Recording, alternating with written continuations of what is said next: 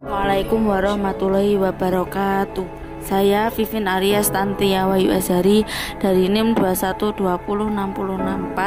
Prodi PGMI 2B, mata kuliah praktek ibadah, yaitu tutorial khutbah Jumat. Tata cara khutbah Jumat. 1. Khatib berdiri di atas mimbar. Disunahkan oleh para ulama agar khatib berdiri di atas mimbar ketika menyampaikan khutbahnya. Hal itu sebagaimana yang dilakukan oleh Rasulullah SAW pada setiap kali Nabi SAW menyampaikan khutbahnya, yaitu Nabi SAW naik ke atas mimbar. Diutamakan posisi mimbar itu di sebelah kanan dari imam ketika menghadap ke kiblat, karena seperti itulah keadaan mimbar Nabi SAW. Bila tidak ada mimbar, maka disunahkan agar khatib naik ke atas suatu benda yang tinggi agar bisa melihat dan terlihat oleh semua hadirin.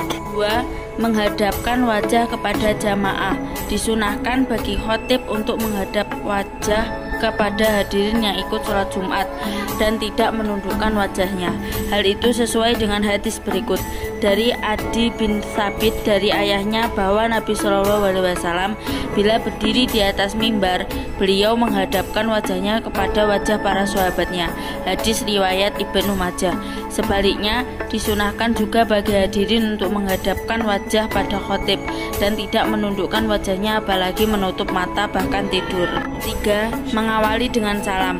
Disunahkan bagi khatib mengawali khutbahnya dengan salam yang dilakukan setelah berada di atas mimbar sebelum duduk mendengarkan azan, sebagaimana hadis Nabi SAW berikut ini. Dari Jabir bin Abdillah bahwa Rasulullah SAW apabila telah naik ke atas mimbar, Rasulullah SAW mengucapkan salam. Hadis riwayat Ibnu Majah. 4. Duduk sebelum khutbah. Disunahkan bagi khatib untuk duduk terlebih dahulu di atas mimbar sebelum memulai khutbahnya. Hal itu sebagaimana yang dilakukan oleh Rasulullah SAW ketika memulai khutbahnya. 5. Azan di depan khatib. Pada saat khatib duduk di awal sebelum memulai khutbahnya, maka saat itulah disunahkan untuk dikumandangkan azan Jumat di hadapan khatib. Hal itu sebagaimana disebutkan di dalam hadis berikut ini dari As-Sa'ib bin Yazid radhiyallahu an berkata, dahulu panggilan azan hari Jumat awalnya pada saat imam duduk di atas mimbar di masa Rasulullah SAW, Abu Bakar dan Umar radhiyallahu anhuma. Hadis riwayat Bukhari. 6. Mengeraskan suara ketika khutbah. Disunahkan bagi khatib untuk mengeraskan suaranya agar terdengar jelas di telinga para hadirin. Rasulullah SAW melakukannya sebagaimana yang disebutkan dalam hadis berikut dari Jabir bin Abdullah radhiyallahu anhu bahwa Rasulullah SAW apabila khutbah, kedua matanya memerah, suaranya keras, emosinya kuat, mirip komandan pasukan. Hadis riwayat Muslim. 7. Menyingkat khutbah. Disunahkan bagi khatib untuk menyingkat khutbahnya sebagaimana hadis berikut ini dari Ammar bin Yasir radhiyallahu anhu bahwa Rasulullah SAW bersabda, sesungguhnya panjangnya sholat seseorang dan pendeknya khutbah bagian dari kefahamannya, maka panjangkanlah sholat dan pendekkanlah khutbah. Hadis riwayat Muslim. Ada beberapa hikmah di balik perintah untuk menyingkat khutbah.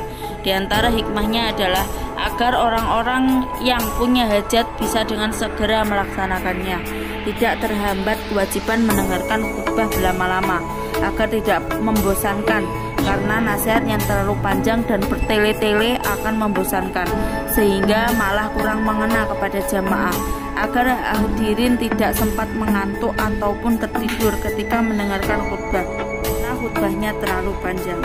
8. Berpegangan tongkat atau busur panah. Termasuk yang dianggap sunnah ketika berkhutbah adalah berpegangan pada tongkat atau busur panah. Dalam riwayat yang lain disebutkan Nabi SAW memegang tombak atau pedang. Ada banyak hadis yang meriwayatkan hal ini. Salah satunya sebagaimana yang diceritakan oleh sahabat yang bertemu ke Madinah dan sempat ikut khutbah Jumat di Masjid Nabawi, yaitu Al-Hakam bin Hazm radhiyallahu anhu berkata, "Aku bertamu ke Rasulullah SAW dan menginap beberapa hari. Kami sempat ikut mendengarkan khutbah Jumat Rasulullah SAW. Nabi SAW berpegangan pada tongkat atau busur panas, memuji Allah dan menyampaikan kalimat yang singkat, baik dan berkah." Hadis riwayat Ibnu Majah. Sekian, terima kasih. Wassalamualaikum warahmatullahi wabarakatuh.